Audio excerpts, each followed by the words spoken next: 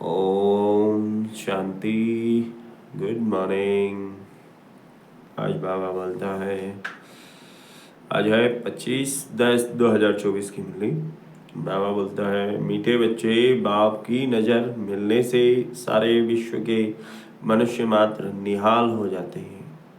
बाबा जब दृष्टि देते हैं तो सब निहाल हो जाते, खो जाते हैं।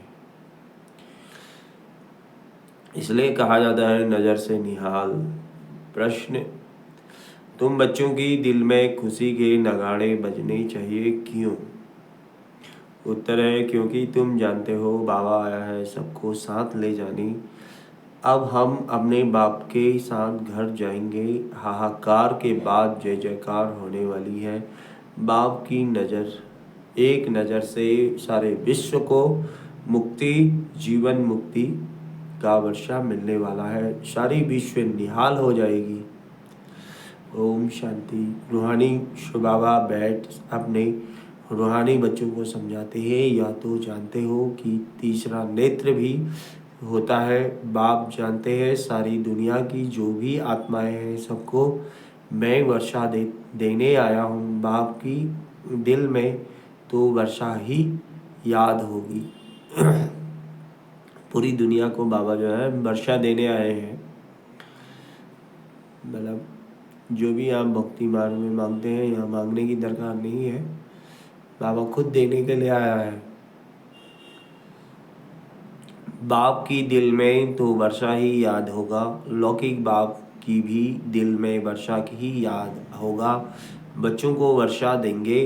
बच्चा नहीं होता है तो मूझते हैं किसको दें, फिर एडॉप्ट कर लेते हैं।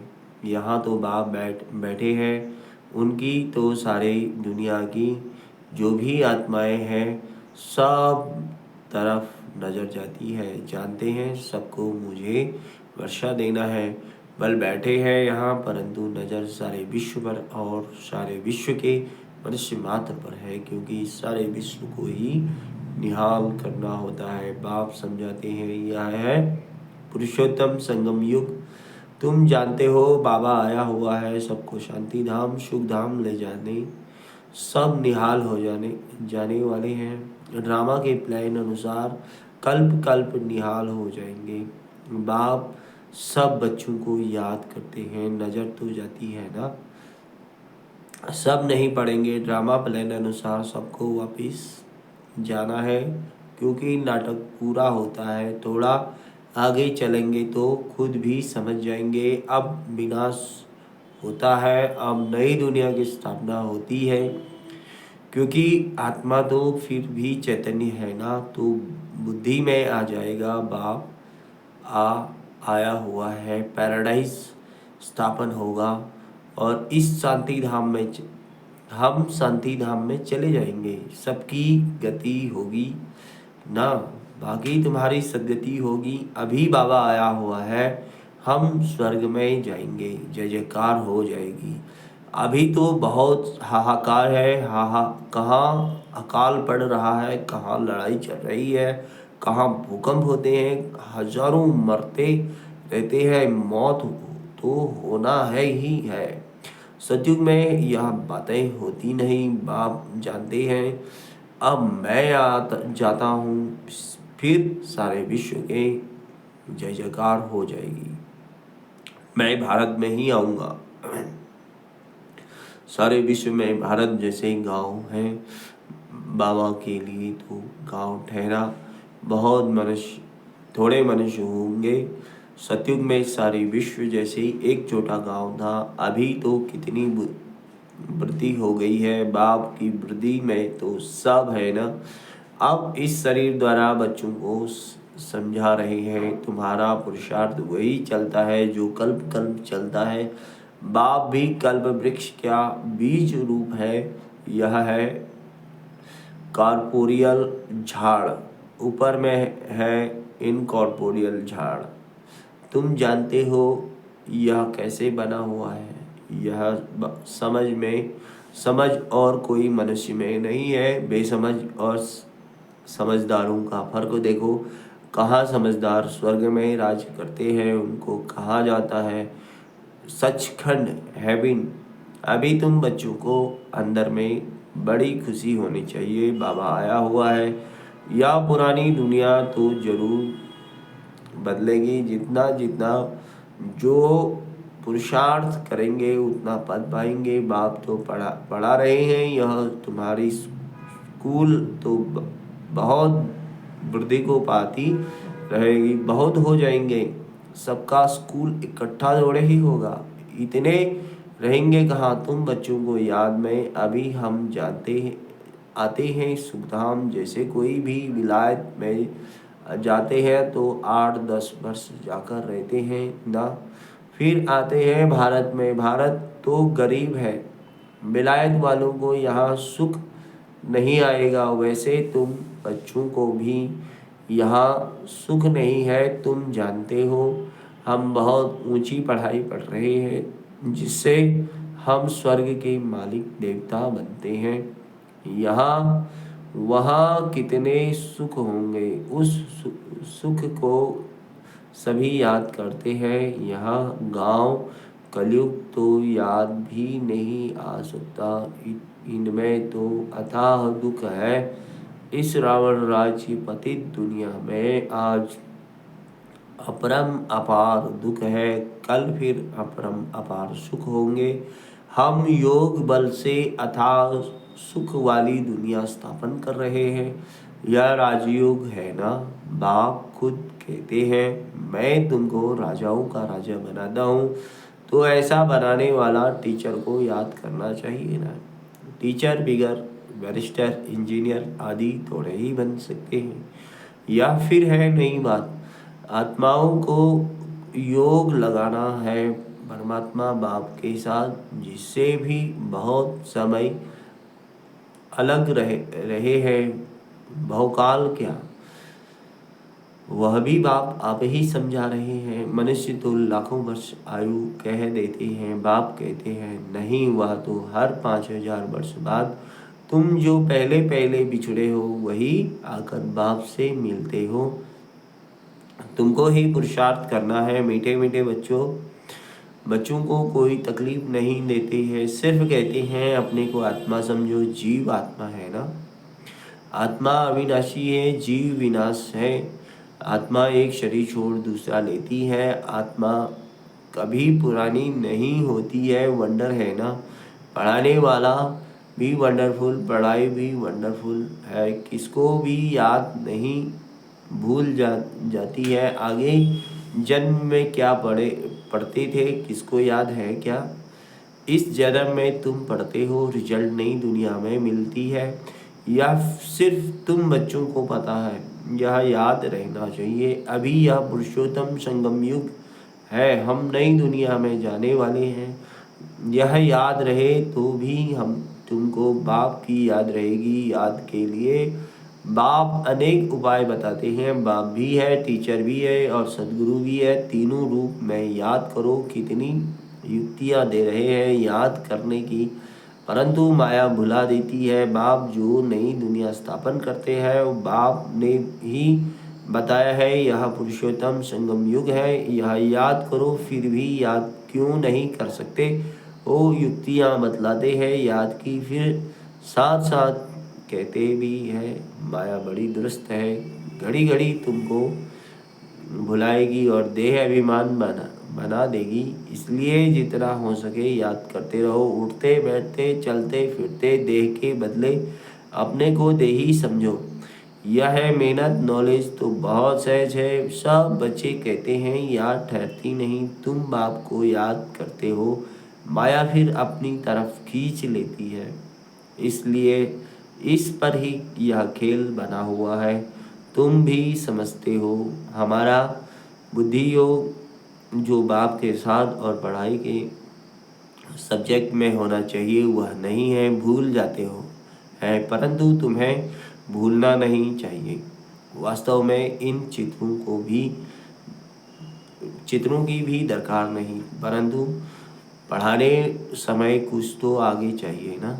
कितने चित्र बनाते ही रहते हैं। पांडव गवर्नमेंट के प्लान देखो कैसे हैं। उस गवर्नमेंट के भी प्लान है। तुम समझते हो नई दुनिया में सिर्फ भारत ही था,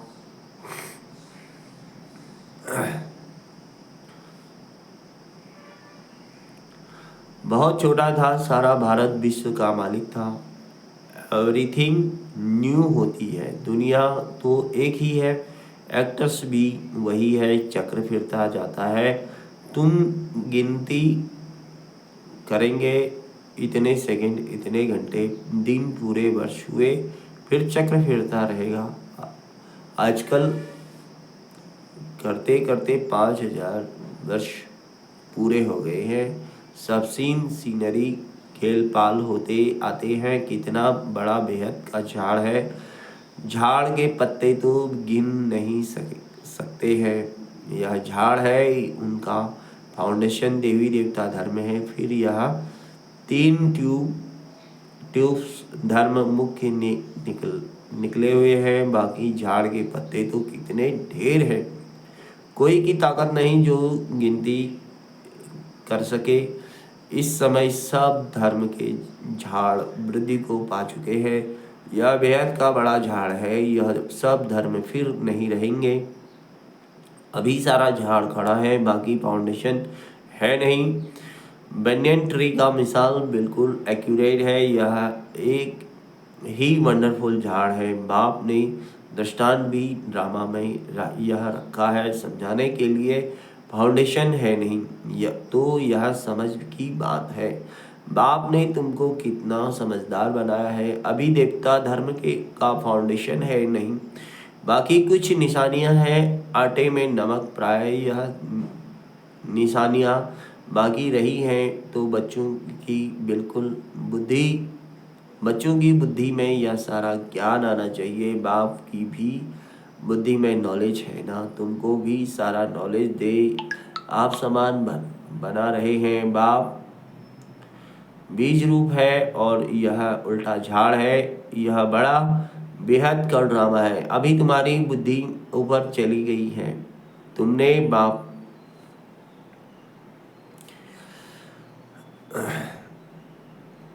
अभी तुम्हारी बुद्धि ऊपर में चली गई है, तुमने बाप को और रचना को जान लिया है। भल शास्त्रों में है, ऋषि मुनि कैसे जानेंगे। एक भी जानता हो तो परंपरा चले दरकार ही नहीं। जबकि सदगति हो जाती है, बीच में कोई भी वापस नहीं जा सकता। नाटक पूरा हो तब तक सब एक्टर्स यहाँ होने हैं। जब तक बाप यहाँ है, जब वहाँ बिल्कुल खाली हो जाएंगे तब वो तो शिव बाबा की बारात जाएगी।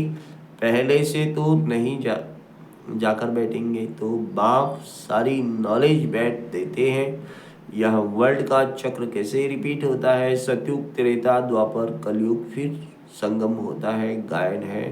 परंतु संगम कब होता है यह किसको पता नहीं।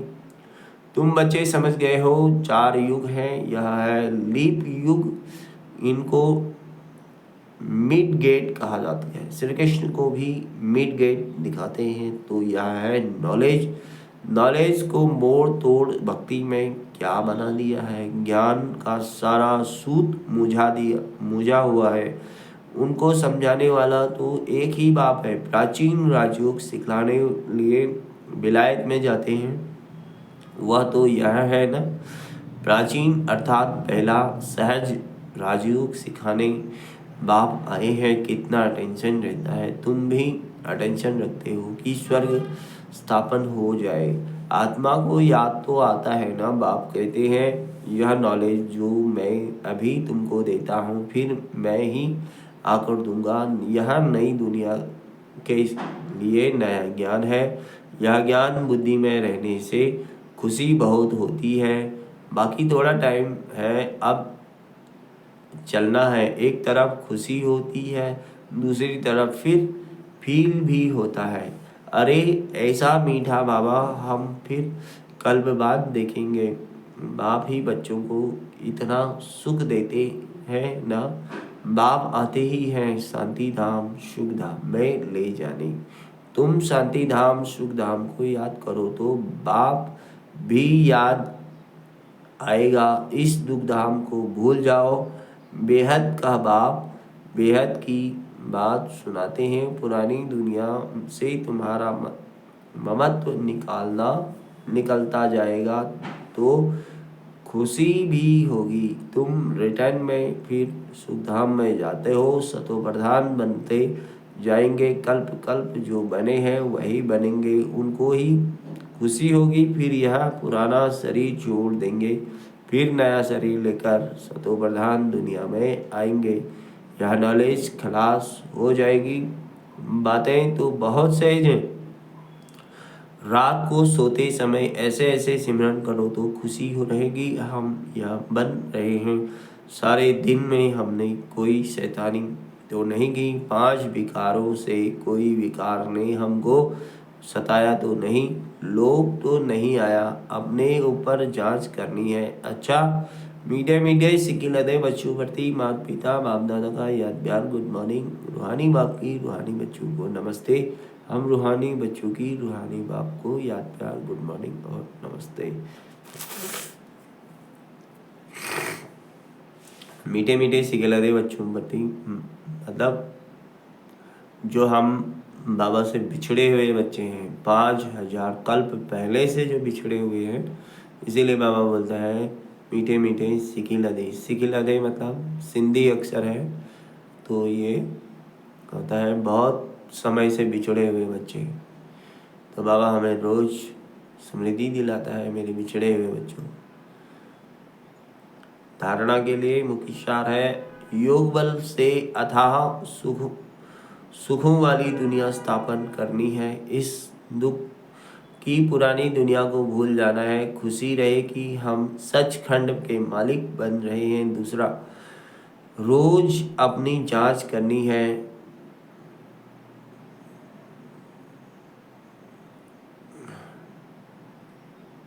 सारे दिन में कोई विकार ने सताया तो नहीं, कोई शैतानी काम तो नहीं किया, लोभ के बस तो नहीं हुए।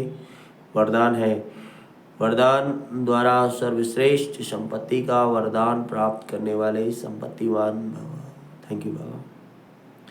किसी के पास अगर सिर्फ स्थूल संपत्ति है तो भी सदा संतुष्ट नहीं रह सकते। स्थूल संपत्ति के साथ अगर सर्वगुण गुणों की संपत्ति, सर्वशक्तियों की संपत्ति और ज्ञान की श्रेष्ठ संपत्ति नहीं है तो संतुष्टता सदा नहीं रह सकती। आप सबके पास तो यह सब श्रेष्ठ संपत्तियां हैं। दुनिया वाले सिर्फ स्थूल संपत्ति वाले को संपत्तिवान समझते हैं, लेकिन वरदाता बाप द्वारा आप बच्चों को सर्वश्रेष्ठ संपत्तिवान भव का वरदान मिला हुआ है।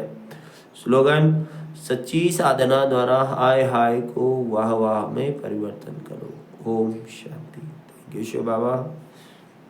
Thank you Baba. Om Shanti.